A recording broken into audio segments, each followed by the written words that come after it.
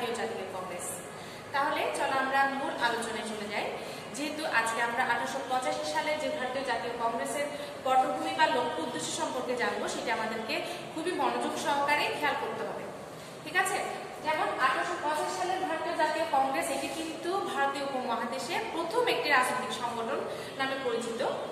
এবং এই রাজনৈতিক সংগঠনটি কেন প্রয়োজন হয়েছিল বা এর প্রেক্ষাপট, কোন প্রেক্ষাপটে এটি প্রয়োজন হয়েছিল, সেটি সম্পর্কে আজকে আমরা আগে জেনে নিব। ঠিক আছে? অর্থাৎ এটার পটভূমি সম্পর্কে আমাদেরকে জানতে হবে। যখন লর্ড লিটন ছিল, লর্ড লিটনের শাসনামলে দেখা গেছে কি সংবাদপত্রের বিভিন্ন, তারা যে রাজনৈতিক প্রসারের জন্য বা জনমতকে জাগিয়ে তোলার জন্য সংবাদপত্র, ভারতীয় সংবাদপত্রগুলো যেভাবে প্রচার মাধ্যম চালিয়েছিল, সেই প্রচার মাধ্যমটাকে দমন করার জন্য, সংবাদপত্রকে বাকরুদ্ধ করার জন্য তখন লর্ড লিটন কি করেছিল, বিভিন্ন কালাকানুন পাশ করেছিল। সেগুলোর নাম ছিল ভার্নাকুলার প্রেস অ্যাক্ট, তারপর ছিল লাইসেন্স অ্যাক্ট। এই অ্যাক্টগুলো কিন্তু কালাকানুন নামেই পরিচিত ছিল।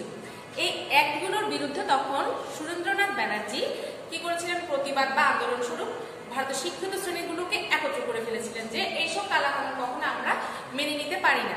ঠিক আছে? এবং একসময় যখন ইলবার্ট বিল পাশ হয়, তখন ইলবার্ট বিলের বিরুদ্ধে কিন্তু ভারতীয় শাসক শ্রেণীরা, ভারতীয় যে জনগণ বা শিক্ষিত মধ্যবিত্ত শ্রেণী যারা ছিল, তারা সবাই ব্রিটিশদের যে বিভিন্ন উগ্রতা বা তাদের বিরুদ্ধে, তাদের সম্পর্কে তাদের যে আইনগুলো, তারা সবগুলো বুঝতে পেরেছিল। এবং সে কারণে কিন্তু ভারতীয়রা সবাই মিলে চেষ্টা করছিল ভিতরে ভিতরে থেকে একটা রাজনৈতিক সংগঠন তৈরি করার বা সংগঠন সৃষ্টি করার প্রচেষ্টা চালাচ্ছিল। আবার এদিক থেকেও কিন্তু তখন যে ছিল ভারতীয়, যেহেতু তখন ভারতীয় ব্রিটিশ ভাইসরয় এবং গভর্নর জেনারেল ছিলেন লর্ড ডাফরিন। এই লর্ড ডাফরিনের সময় যে প্রাক্তন যে আমলা ছিলেন, তার নাম ছিল অ্যালান অক্টেভিয়ান হিউম। তিনি লর্ড ডাফরিনকে একটা জিনিস বোঝানোর চেষ্টা করছিলেন যে ভারতীয়রা কিন্তু যে কোনো সময় গণবিদ্রোহ করতে পারে, এবং এই গণবিদ্রোহটাকে ঠেকানোর জন্য বা দমন করার জন্য অবশ্যই এমন একটি রাজনৈতিক সংগঠন সৃষ্টি করুন যেটা হবে ব্রিটিশদের অনুগত।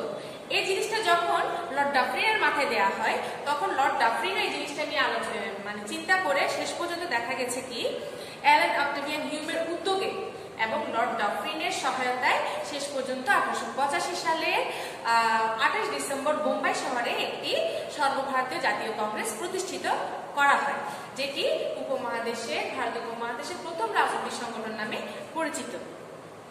এবং দেখা যায় কি এইটি কিন্তু শেষ পর্যন্ত ভারতীয় জাতীয় কংগ্রেস কিন্তু এই জন্যই করা হয়, যেখানে ভারতীয়দের এমনভাবে ওদেরকে সংগঠনটির জন্য এমনভাবে তৈরি করা হয় যে তাদের যাতে গণবিদ্রোহটা দমন হয়ে যায়, আবার এদিকে ব্রিটিশদেরও স্বার্থটা উদ্ধার হয়। অর্থাৎ এটা এমন একটি সংগঠন যেটি হবে ব্রিটিশদের অনুগত।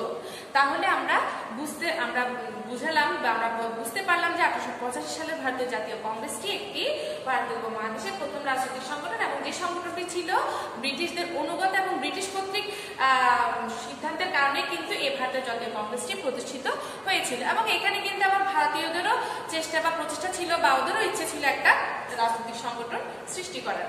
তাহলে আমরা 1885 সালের ভারতীয় জাতীয় কংগ্রেসের পটভূমি সম্পর্কে জানতে পেরেছি, যেখানে অ্যালান অক্টেভিয়ান হিউম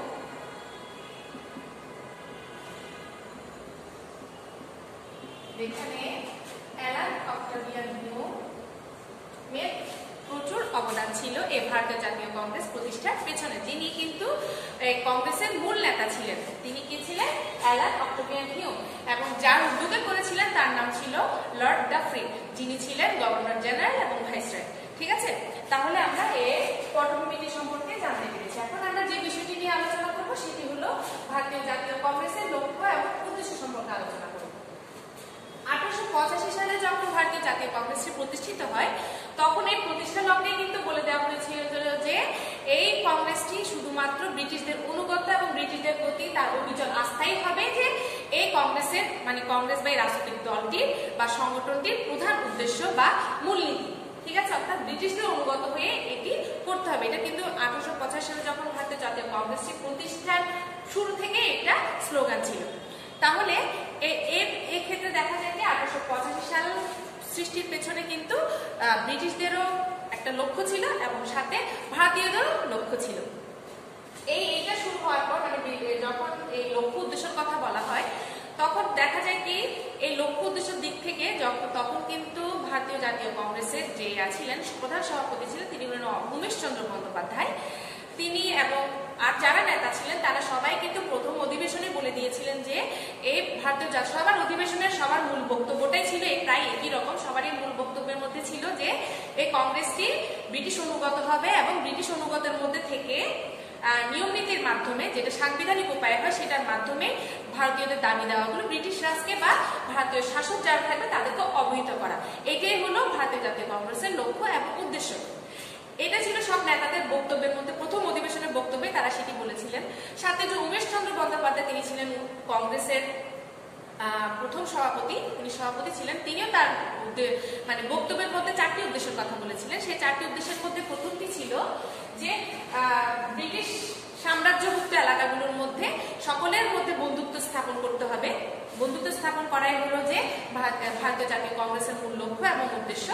এবং আরেকটি কথা যেটি বলছেন সেটি হলো যে ভারতীয় জাতীয় কংগ্রেসের মাধ্যমে ব্রিটিশ সাম্রাজ্যভুক্ত সকল জাতি ধর্ম বর্ণ নির্বিশেষে সকলের মধ্যে বর্ণবৈষম্য দূরীকরণ করা এবং সকলের মধ্যে জাতীয় ঐক্য সৃষ্টি করা। ঠিক আছে, আরেকটি পয়েন্ট সেটি হলো ভারতের সামাজিক এবং রাজনৈতিক যে দিকগুলো সকল দিকগুলোর সমস্যাগুলো চিহ্নিত করা এবং কিভাবে সেগুলো সমাধান করবে সেগুলো নিয়ে চিন্তা ভাবনা করা, এটাও কিন্তু কংগ্রেসের মূল লক্ষ্য এবং উদ্দেশ্য। আরেকটি যেটি পয়েন্ট সেটি হলো যে আগামী মানে যেদিন থেকে তারা অধিবেশনে বসেছে তখন থেকে আগামী 1 বছরে কি কি দাবি দেওয়া বা কি কি পূরণ করতে হবে সেটা নিয়ে কর্মসূচি গ্রহণ করা। তাহলে উমেশ চন্দ্র বন্দ্যোপাধ্যায় যে 4টি লক্ষ্য এবং উদ্দেশ্যের কথা বলেছে সেটা আমি সংক্ষেপে তোমাদের জন্য লিখে রেখেছি যাতে তোমরা সহজে বুঝতে পারো। তাহলে এটা এই লক্ষ্য এবং উদ্দেশ্যগুলো কিন্তু কংগ্রেসের ছিল তখন প্রথম এবং প্রধান উদ্দেশ্য। তাহলে আমরা লক্ষ্য এবং উদ্দেশ্য সম্পর্কে জানতে পেরেছি। এখন আমরা যেটি করবো সেটা হলো কংগ্রেসের কার্যক্রম সম্পর্কে।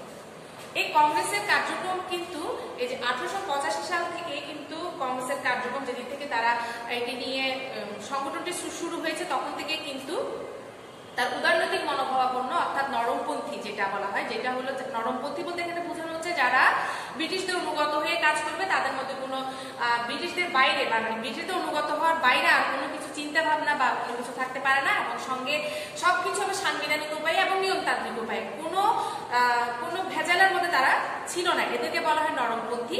আর চরমপন্থী বলতে বোঝাবে যারা শুধুমাত্র ব্রিটিশদের অনুগত হয়ে না থেকে সকল কিছুর সম্পর্কে চিন্তা করা এবং সকলের তার ভারতীয় তার স্বাধিকার আন্দোলন বা স্বাধীনতা আন্দোলনের প্রতি এগিয়ে যাওয়া, কিভাবে নিজেকে দেশের মধ্যে নিজেদের স্বাধীনতা আন্দোলন করবে এবং তাদের সবকিছু ভারতের আশা আকাঙ্ক্ষা পূরণ করবে, সেটাও ছিল যে চরমপন্থীদের মূল লক্ষ্য।